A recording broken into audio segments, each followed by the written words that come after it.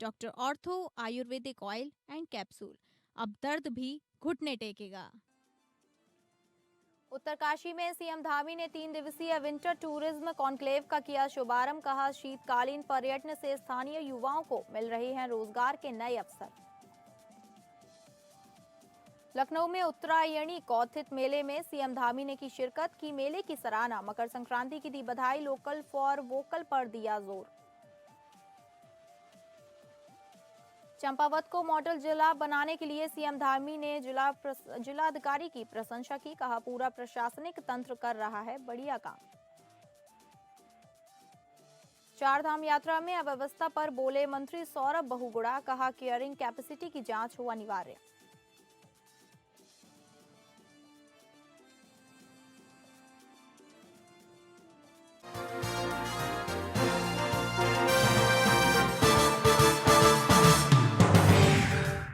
नमस्कार, आप सभी का स्वागत है उत्तराखंड बुलेटिन में और मैं हूं आपके साथ अंकिता सिंह। बुलेटिन की शुरुआत करेंगे जहां उत्तराखंड के उत्तरकाशी में नेहरू पर्वतारोहण संस्थान में 14 जनवरी 2026 को 3 दिवसीय विंटर टूरिज्म कॉन्क्लेव का शुभारंभ हुआ, जिसका उद्देश्य राज्य को 12 महीने का पर्यटन स्थल बनाना है, ताकि शीतकाल में भी पर्यटन को बढ़ावा मिले, रोजगार सृजित हो और पलायन रुके। जिसमें सीएम धामी ने साहसिक पर्यटन और होमस्टे को बढ़ावा देने की बात कही। विंटर टूरिज्म कॉन्क्लेव का उद्देश्य है कि उत्तराखंड को 4 धाम यात्रा तक सीमित न रखकर साल भर चलने वाला 12 महीने का पर्यटन राज्य बनाना है। Single window system, homestay policy को सुगम बनाना, स्थानीय उत्पादों और हस्तशिल्प को बढ़ावा देना और कनेक्टिविटी बढ़ाना शामिल है। यह कॉन्क्लेव उत्तराखंड के पर्यटन को नई दिशा देने और स्थानीय समुदाय को सशक्त बनाने की दिशा में एक महत्वपूर्ण कदम है, खासकर सर्दियों के महीने में।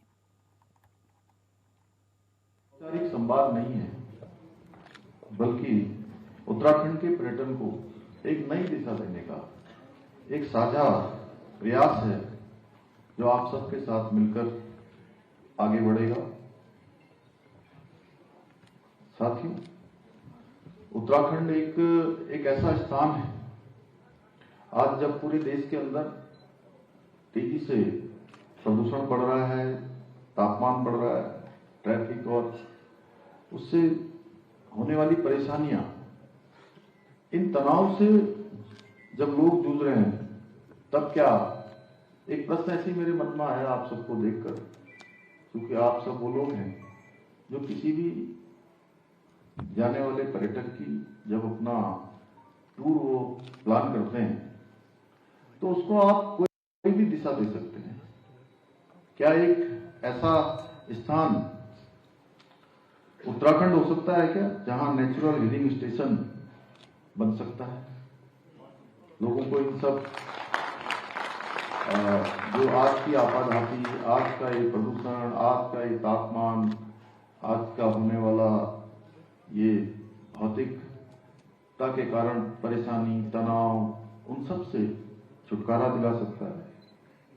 तो अगर ये मैं प्रश्न कह रहा हूं, तो मुझे लगता है कि इसका उत्तर यही होगा कि आप लोगों की तरफ से मैं देख रहा था, जिस तरह से आप सब बोल रहे थे कि बिल्कुल बन सकता है, बिल्कुल सही दिशा में जा रहे हैं और इसी दिशा।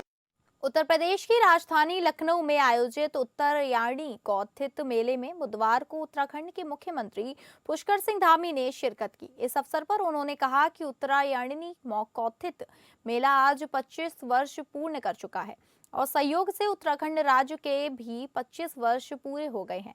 इन दोनों अवसरों पर उन्होंने सभी को शुभकामनाएं दी। मेले में लगे उत्तराखंड के उत्पादों और पारंपरिक स्टॉलों को देखकर सीएम धामी ने मेले की सराहना की। उन्होंने कहा कि मेले में उत्तराखंड के उत्पादों और पारंपरिक वस्तुओं को देखकर ऐसा लग रहा है जैसे वे लखनऊ नहीं बल्कि उत्तराखंड के किसी मेले में मौजूद हैं। उन्होंने कहा कि पहाड़ का अदरक और पारंपरिक वस्तुएं देखकर वे अचंभित रह गए। सीएम धामी ने अवैध मदरसों पर सख्ती से कार्रवाई करने की बात कही। उन्होंने कहा कि उत्तराखंड सरकार दंगा करने वालों, अवैध मदरसों और अवैध रूप से बसे लोगों के खिलाफ सख्ती से कार्रवाई कर रही है।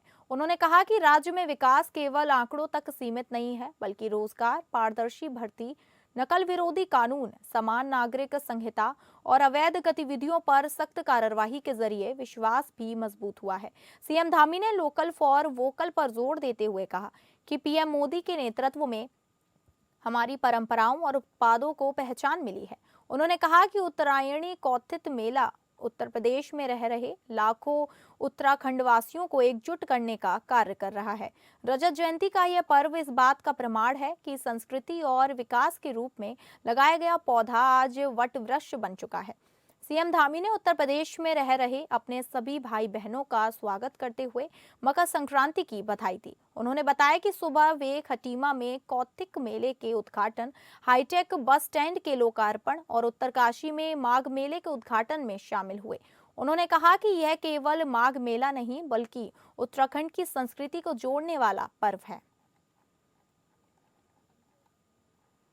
कि उत्तराखंड राज्य के भी 25 वर्ष पूरे हुए हैं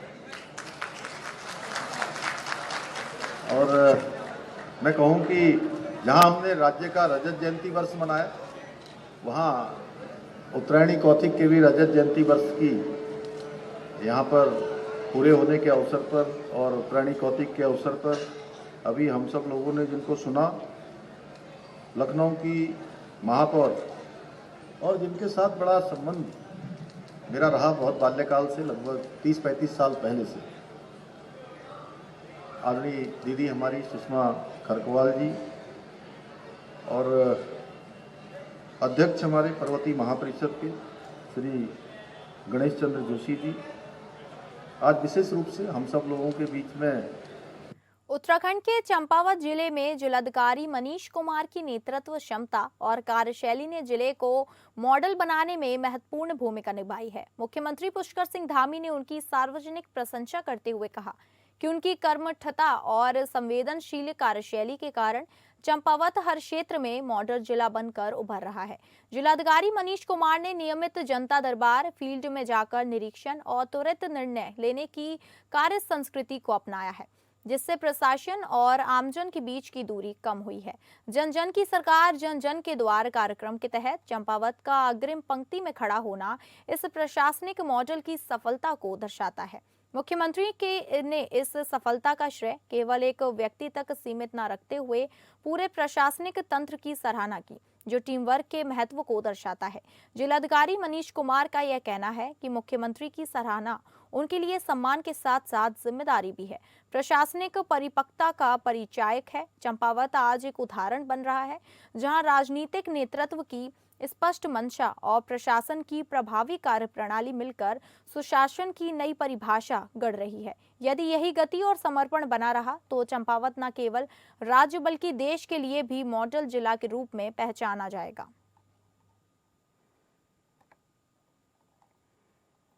प्रशासन के हमारे जिलाधिकारी जो सदैव आप सब लोगों के बीच में रहते हैं, मैं देखता हूं कि पूरे राज्य का अभी जन जन की सरकार जन जन के द्वार कार्यक्रम चला।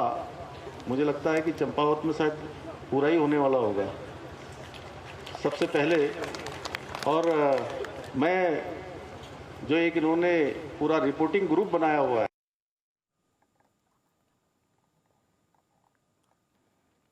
आपको बता दें उत्तराखंड के चंपावत जिले में जिलाधिकारी मनीष कुमार की नेतृत्व क्षमता और कार्यशैली ने जिले को मॉडल बनाने में महत्वपूर्ण भूमिका निभाई है।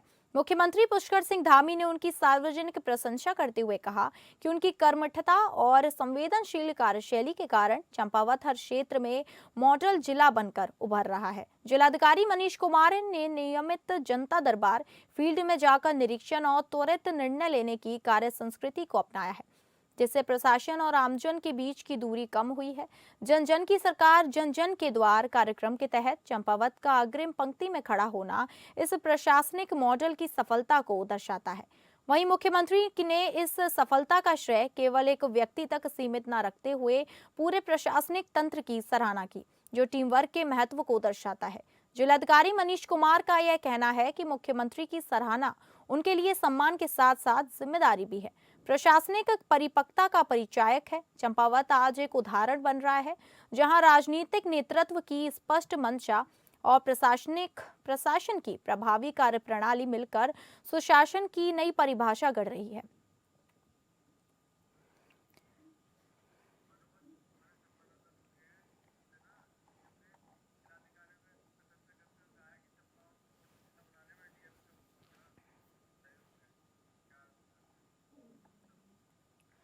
और ज्यादा जानकारी के साथ हमारे संवाददाता मनोज हमारे साथ जुड़ गए हैं। मनोज, जिस तरीके से सीएम ने प्रशंसा की है डीएम की कि चंपावत को एक मॉडल की तरह तैयार किया गया है, उसको लेकर और क्या जानकारी सामने आई है? जी बिल्कुल, मैं आपको यह बताना चाहूंगा, यह सिर्फ एक औपचारिक प्रशंसा नहीं है, बल्कि चंपावत की जमीनी हकीकत का आईना है। जी। मुख्यमंत्री पुष्कर सिंह धामी ने स्पष्ट शब्दों में कहा कि जिलाधिकारी मनीष कुमार की संवेदनशीलता, सक्रिय और निर्णायक कार्यशैली के चलते चंपावत आज हर क्षेत्र में एक मॉडल जिला बनकर उभर रहा है। मुख्यमंत्री ने जन जन की सरकार, जन जन के द्वार कार्यक्रम की समीक्षा के दौरान जी। चंपावत जिले को अग्रिम पंक्ति में खड़ा बताया है, जो यह दर्शाता है कि योजनाएं अब सिर्फ कागजों तक सीमित नहीं, बल्कि अंतिम व्यक्ति तक पहुंच रही हैं। जी ठीक है, बहुत बहुत धन्यवाद आपका जानकारी साझा करने के लिए। तो आपको बता दें, चंपावत को मॉडल जिला बनाने में डीएम की पहल की सराहनीय की है सीएम धामी ने। और अगली खबर का रुख करेंगे, जहां पर मुख्यमंत्री पुष्कर सिंह धामी ने नेपाल सीमा से लगे पवित्र रणकोची धाम पहुंचकर क्षेत्र के देवी देवताओं का विधिवत पूजन कर आशीर्वाद लिया। इस सुदूर और दुर्गम क्षेत्र में पहुंचने वाले वह उत्तराखंड सरकार के पहले मुख्यमंत्री बने, जिन्होंने मौके पर ही ग्रामीणों से संवाद कर उनकी समस्याएं सुनी और कई मामलों का तत्काल समाधान भी किया। मुख्यमंत्री ने जनसंवाद के दौरान कहा कि जब वह लोगों के बीच आते हैं तो बुजुर्गों का स्नेह, माताओं बहनों का आशीर्वाद और युवाओं का उत्साह उन्हें नई ऊर्जा देता है। रणकोची धाम में पूजा के दौरान उन्हें ऐसा आध्यात्मिक आनंद मिला जिसे शब्दों में व्यक्त करना कठिन है। इस अवसर पर महिलाओं द्वारा पारंपरिक वेशभूषा में निकाली गई कलश यात्रा ने समारोह को दिव्य और भावपूर्ण बना दिया। मुख्यमंत्री ने उत्तराखंड सहित पूरे देशवासियों की सुख, शांति और समृद्धि की कामना की। मुख्यमंत्री ने पुजारियों को धार्मिक पुस्तकों, पूजा सामग्री, संस्कृत साहित्य और भजन कीर्तन हेतु वाद्य यंत्रों का सेट भेंट किया है, जिससे इस दूरस्थ क्षेत्र में धार्मिक सांस्कृतिक गतिविधियों को बढ़ावा मिल सके। कार्यक्रम में 20 विकास योजनाओं का लोकार्पण और 11 नई योजनाओं का शिलान्यास किया गया। साथ ही लाभार्थियों को विभिन्न विभागों के प्रमाण पत्र वितरित किए गए। श्रम विभाग की ओर से टूल किट और समाज कल्याण विभाग द्वारा दिव्यांगजनों को व्हीलचेयर प्रदान की गई। वहीं मुख्यमंत्री ने कई महत्वपूर्ण घोषणाएं करते हुए सीमावर्ती क्षेत्र के विकास को नई दिशा देने की बात कही। इनमें सीमखेत, चूका, सोराई क्षेत्र में बाढ़ सुरक्षा कार्य, तल्ला देश के सभी मंदिरों का सौंदर्यीकरण, पूर्णागिरी मेले के सुचारू संचालन के लिए 2.5 करोड़, मंचाकारी मोटर, रमेला गागरी दमतेला सड़क का डामरीकरण, जिला चिकित्सालय में निर्माणाधीन क्रिटिकल यूनिट में लिफ्ट व अन्य सुविधाएं, नीड़ क्षेत्र में आयुष्मान आरोग्य मंदिर की स्थापना तथा चंपावत में इंटीग्रेटेड सैनिक कॉम्प्लेक्स हेतु 15 नाली भूमि उपलब्ध कराने की घोषणा किया शामिल है। साथ ही रणकोची मंदिर के सौंदर्यीकरण से दूर दराज क्षेत्र में आस्था और पर्यटन को नया आयाम मिलने की बात कही। मुख्यमंत्री ने कहा कि किसी भी राज्य की असली संपदा उसकी संस्कृति, प्रकृति और आध्यात्मिक विरासत होती है। रणकोची मंदिर का संस्कृत और आध्यात्मिक जागरण इस क्षेत्र को शांति और ऊर्जा का केंद्र बनाएगा। जनसंवाद के दौरान लोगों के भावपूर्ण स्वागत से मुख्यमंत्री स्वयं भावुक हो उठे। उन्होंने कहा कि यह स्नेह मॉडल जनपद के रूप में चंपावत के लिए किए जा रहे कार्यों पर जनता के विश्वास का प्रमाण है। मुख्यमंत्री ने जिलाधिकारी मनीष कुमार के कार्य व्यवहार की सराहना करते हुए कहा कि सरकार जनता के द्वार कार्यक्रम के माध्यम से चंपावत ही नहीं बल्कि पूरे उत्तराखंड के सुदूर गांव तक सेवाएं पहुंच रही है। यही क्विक डिसीजन और क्विक एक्शन के कारण प्रशासन और जनता के बीच दूरी कम हुई है, जो लोक प्रशासन के लिए संतोष का विषय है।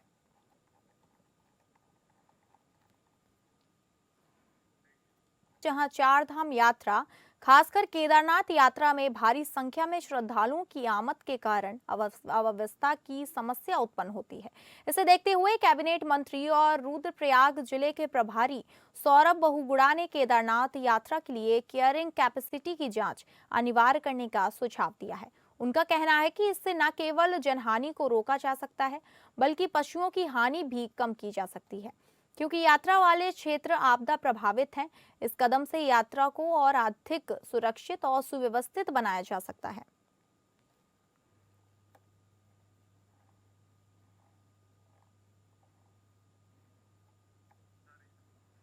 और ज्यादा जानकारी के साथ हमारे संवाददाता सतीश कोठारी हमारे साथ जुड़ गए हैं। सतीश, चारधाम यात्रा में अव्यवस्था को देखते हुए केयरिंग कैपेसिटी को लेकर मंत्री ने जो बयान दिए उसको लेकर क्या जानकारी आ रही है? देखिए, मैं बात करूं, लगातार जिस तरीके से हर साल ये होता है कि जब चारधाम यात्रा शुरू होती है तो शुरू में अव्यवस्थाएं होती हैं कि भीड़ ज्यादा हो जाती है। लगातार लोगों में, श्रद्धालुओं में ये रहता है कि हम पहले दर्शन करें, हम पहले। केयरिंग कैपेसिटी से ज्यादा भीड़ हो जाती है तो उसको लेकर लगातार जिस तरीके से अव्यवस्थाएं होती हैं, तो फिर इस बार टोकन सिस्टम जो होता था उसको ज्यादा करने की कोशिश करी और कम से कम वो आगे यात्री कम जाए, क्योंकि प्रभारी मंत्री हैं रुद्रता के सौरभ बहुगुणा, तो उनका कहना है कि लगातार बैठकों का दौर चलेगा, भी चलता रहता है और लगातार जिस तरीके से, क्योंकि उनके वो पशुपालन मंत्री भी हैं और वहां पे घोड़े खच्चरों के लिए भी अव्यवस्थाएं हो जाती हैं फिर, और जब यात्री ज्यादा आते हैं तो घोड़े खच्चरों के लिए भी दिक्कत होती है वहां पे। तो इसलिए जो है लगातार व्यवस्थाओं को देखते हुए उन्होंने कहा कि टोकन सिस्टम को ठीक करना है और जिस तरीके जितना हो सके उतनी सही व्यवस्था करनी है। जी ठीक है, बहुत बहुत धन्यवाद आपका जानकारी साझा करने के लिए। तो आपको बता दें कि चारधाम यात्रा के दौरान अव्यवस्था होने के कारण केयरिंग कैपेसिटी जांच अनिवार्य करने का सुझाव दिया गया है।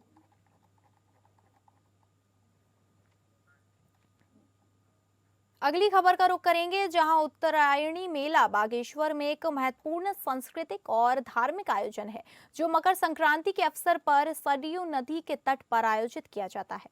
इस मेले में हजारों श्रद्धालु स्नान और दान के लिए आते हैं जो पुण्य की प्राप्ति के लिए माना जाता है। लेकिन उत्तरायणी का महत्व केवल धार्मिक नहीं है, बल्कि यह एक ऐतिहासिक मेला भी है जिसने 1921 में ब्रिटिश शासन के खिलाफ कुली बेगार प्रथा के खिलाफ आंदोलन की शुरुआत की थी। आज भी उत्तरायणी का यह राजनीतिक और सामाजिक स्वरूप कायम है। सरयू बगड़ में अलग अलग राजनीतिक दलों और सामाजिक संगठनों के पंडाल सजे हैं। कांग्रेस, भाजपा, उक्रांद सहित कई दलों के नेता यहाँ जनता से सीधे संवाद कर रहे हैं। बागेश्वर उत्तरायणी मेला आस्था, इतिहास और लोकतंत्र का ऐसा संगम है जहां परंपरा भी है, सवाल भी है और संवाद भी। यही वजह है कि हर साल सरयू के तट पर उत्तरायणी केवल मेला नहीं, एक संदेश बनकर उभरती है।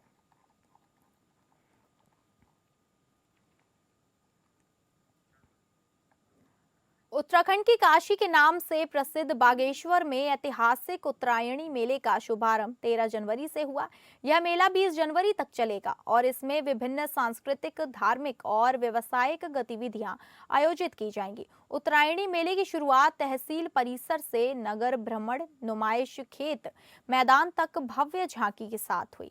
झांकी में कुआउनी ढोल, पिथौरागढ़ मुनस्यारी संस्कृति, मदकोट का पारंपरिक ढोल, दानपुर पहाड़ी संस्कृति और विभिन्न स्कूलों की सांस्कृतिक टीमों ने अपनी प्रस्तुति दी। मेले का विधिवत शुभारंभ कैबिनेट मंत्री सौरभ बहुगुणा ने किया। इस अवसर पर उन्होंने कहा कि उत्तरायणी मेला हमारी सांस्कृतिक पहचान का प्रतीक है और हमें अपनी परंपराओं को सहेजने के लिए काम करना चाहिए। मेले में सुरक्षा के पुख्ता इंतजाम किए गए। 66 सीसीटीवी कैमरे और 300 से अधिक पुलिस कर्मियों की तैनाती की गई ताकि मेले का आयोजन शांतिपूर्ण तरीके से हो सके। वहीं मेले में 13 से 20 जनवरी तक रात को स्टार नाइट कार्यक्रम आयोजित किए जाएंगे। इसमें कुमाऊं और गढ़वाल समेत विभिन्न कलाकार अपने गीत और नृत्य से मेलार्थियों का मन मोहेंगे। उत्तरायणी मेले को लेकर बागनाथ मंदिर को 2 क्विंटल प्राकृतिक फूलों और फूल मालाओं से सजाया गया है। मंदिर और नगर को बिजली की लड़ियों से रोशन किया गया है। 2026 का आज आगाज हुआ है। आज हमने अभी यहाँ पर तहसील परिसर से हमारे सभी जनप्रतिनिधि, सभी अधिकारीगणों ने हरी झंडी दिखाकर झांकी को रवाना किया है। मैं इस मेले की जो है आज शुभारंभ और इसका समापन जो है 20 तारीख को होना है। और आज जो अभी हम लोग की झांकी, तो बहुत सुंदर झांकी के रूप में हम लोग नुमाइश खेत में पहुंचेंगे। यहाँ पर हमारे प्रभारी मंत्री जो आज के हमारे मुख्य अतिथि हैं, श्रीमान सौरभ बहुगुणा जी द्वारा जो है शुभारंभ किया जाएगा। और नुमाइश खेत में जो हमारी प्रदर्शनी बनी है और जो सांस्कृतिक मंच बना है, जो नदी बगड़ में हमारा अन्य एक्टिविटी जो होनी है, इन सब में बढ़ चढ़ कर सब लोग हिस्सा लें, ऐसी मेरी मनोकामना भी है और इच्छा भी है कि आप लोग आए, इस मेले की शोभा बढ़ाएं। मैं सबको घुघुतिया त्योहार की और नववर्ष की सबको बहुत बहुत बधाई देता हूँ, शुभकामनाएं देता हूँ। चंपावत जिले के पाटी विकास खंड अंतर्गत गोलाना सेरी में स्थित श्री बालेश्वर धाम एक प्राचीन और पावन स्थल है जो भगवान शिव के रौद्र रूप को समर्पित करता है। यह धाम अपनी आध्यात्मिक ऊर्जा और अलौकिक अनुभूति के लिए प्रसिद्ध है, जो श्रद्धालुओं को कड़-कड़ में महादेव की उपस्थिति का अनुभव कराती है। श्री बालेश्वर धाम की मान्यता है कि यह रामेश्वरम से भी प्राचीन है और इसका संबंध त्रेता युग से है। इस धाम के इतिहास के अनुसार प्राचीन काल में यहाँ मुख्य मंदिर के साथ 22 अन्य मंदिर भी थे, जिनमें सूर्य मंदिर प्रमुख था। हालांकि 8वीं शताब्दी में हुई अतिवृष्टि और जल प्रलय से अधिकांश मंदिर क्षतिग्रस्त हो गए, जिनके अवशेष आज भी परिसर में देखे जा सकते हैं। श्री बालेश्वर धाम में सावन, कार्तिक, वैशाख और माघ मास में विशेष शिव अनुष्ठान, शिवार्चन और शिव पुराण का आयोजन होता है, जबकि शेष 8 महीनों में भैरव पूजा की जाती है। भगवान शिव को उड़द की दाल, चावल का भात भोग में अर्पित किया जाता है। पूर्णिमा, संक्रांति, नवरात्र और माघ माह में विशेष नैवेद्य का भोग लगाया जाता है। श्री बालेश्वर धाम का महत्व न केवल धार्मिक दृष्टिकोण से है, बल्कि यह एक महत्वपूर्ण सांस्कृतिक और ऐतिहासिक स्थल भी है। इस धाम का संरक्षण और विकास आवश्यक है, जिससे धार्मिक पर्यटन को बढ़ावा मिल सके और क्षेत्र के लोगों को रोजगार के नए अवसर प्राप्त हो सके। श्री बालेश्वर धाम एक ऐसा स्थल है जो आस्था, सौंदर्य और चमत्कारों का दिव्य संगम है। इसकी प्राचीनता, ऐतिहासिक महत्व और धार्मिक मान्यताएं इसे एक महत्वपूर्ण तीर्थ स्थल बनाती हैं। इस धाम का संरक्षण और विकास न केवल धार्मिक पर्यटनों को बढ़ावा देगा, बल्कि क्षेत्र के लोगों के लिए रोजगार के नए अवसर भी प्रदान करेगा। सुखवंत सिंह आत्महत्या मामले को लेकर प्रदेश की राजनीति लगातार गरमाई हुई है। इस बीच मामले में उस समय नया मोड़ आ गया जब मृतक सुखवंत सिंह की पत्नी का बयान सामने आया। उन्होंने स्पष्ट किया कि पूर्व में मीडिया को दिया गया उनका बयान गलतीवश दिया गया, जिसे गलत तरीके से प्रस्तुत किया गया। मृतक की पत्नी ने साफ शब्दों में कहा कि उन्हें वरिष्ठ पुलिस अधीक्षक मणिकांत मिश्रा और मुख्यमंत्री पुष्कर सिंह धामी पर पूर्ण विश्वास है। उन्होंने भरोसा जताया कि इस संवेदनशील मामले में निष्पक्ष जांच होगी और जो भी दोषी पाया जाएगा उसके खिलाफ सख्त कानूनी कार्रवाई की जाएगी। वहीं एसएसपी मणिकांत मिश्रा ने कहा कि पुलिस पूरी पारदर्शिता के साथ जांच कर रही है। उन्होंने ये भी स्पष्ट किया कि यदि सुखवंत सिंह के परिवार पर किसी भी प्रकार का दबाव बनाया जाता है या उन्हें प्रभावित करने का प्रयास किया जाता है, तो ऐसे लोगों के खिलाफ भी कानून के तहत कड़ी कार्रवाई की जाएगी। पुलिस प्रशासन ने आमजन से शांति बनाए रखने की अपील की है। हाँ जी, मेरा नाम प्रदीप कौर है। मेरे पति सुखवंत सिंह, जिस पीड़ा में हमें इस समय है, जो मेरे साथ घटना हुई है मेरे पति के साथ, उसमें एसपी साहब, मुख्यमंत्री धामी साहब हमारा साथ दे रहे हैं। मुझे उनसे पूरी उम्मीद है कि सरकार मेरा साथ दे रही है। एसपी साहब भी, मुझे उन पर पूरा भरोसा है। जो मीडिया लोग हैं आते हैं, ये सवाल करते हैं मुझसे कि कैसे हुआ, क्या हुआ, ये मुझसे ऐसे सवाल मत करें, क्योंकि मेरा दिमाग डिप्रेशन में है। मुझे ये नहीं पता लगता कि मेरे मुंह से क्या निकला है। मैंने जो भी बोला मैंने गुस्से में बोला है, और मुझे अपनी सरकार पे और एसपी साहब पे भरोसा है कि जो मेरे लिए वो कर रहे हैं, हमदर्दी है जो भी है, वो मेरे लिए सही कर रहे हैं। रुड़की की गंगनहर कोतवाली क्षेत्र में 2 निजी अस्पतालों के 2 पक्षों के बीच मरीज उठाने को लेकर खूनी संघर्ष हुआ। इस घटना में 3 लोग घायल हो गए। सीसीटीवी वीडियो में दोनों पक्षों के लोग एक दूसरे पर जानलेवा हमला करते हुए नजर आ रहे हैं। पुलिस ने दोनों पक्षों से तहरीर ली है और कार्रवाई की तैयारी कर रही है। घटना के बाद अस्पताल प्रशासन और पुलिस के बीच तालमेल की कमी को लेकर सवाल उठ रहे हैं। पुलिस मामले की जाँच कर रही है और दोषियों के खिलाफ कार्रवाई करने की बात कह रही है।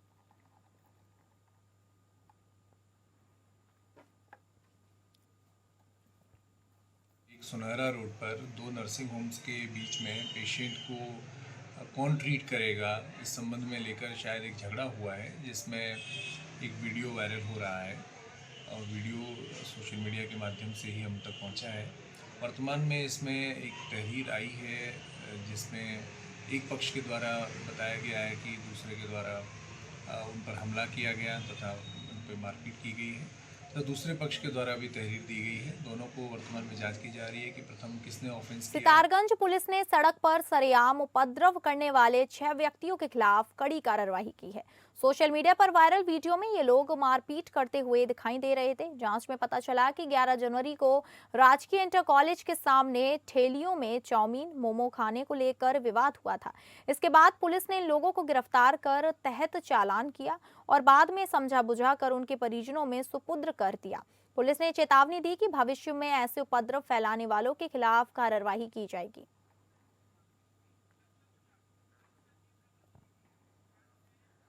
डॉल्फिन के संरक्षण को लेकर कोशिश चल रही है। इसके अलावा रेस्क्यू को और बेहतर ढंग से करने को लेकर भी प्रयास तेज हुए हैं। रेस्क्यू किए जाने वाले डॉल्फिन के स्वास्थ्य की जांच आदि के लिए खास रेस्क्यू एम्बुलेंस को तैयार किया गया है। इसमें एक्सरे, ईसीजी जैसी जांच सुविधाओं से लैस किया गया है। भारतीय वन्यजीव संस्थान से मंगलवार को डॉल्फिन एम्बुलेंस को जल शक्ति मंत्री CR पाटिल ने रवाना किया था। इस एम्बुलेंस में कई चिकित्सा सुविधाओं को जुटाया गया है। TS फाउंडेशन इंडिया संस्था की बायोलॉजिस्ट सुप्रिया दत्ता बताती हैं कि उनकी संस्था डॉल्फिन, घड़ियाल समेत अन्य जलीय जीवों के संरक्षण अध्ययन के क्षेत्र में काम करती है। वे बताती है कि संस्था ने यूपी में 2013 से 41 डॉल्फिन को रेस्क्यू किया है। अभी तक यह काम ट्रक के जरिए होता रहा। इस एम्बुलेंस के माध्यम से रेस्क्यू किया जाएगा। बताया कि एम्बुलेंस को कई सुविधा से लैस किया गया है। तो फिलहाल इस बुलेटिन में इतना ही। नमस्कार।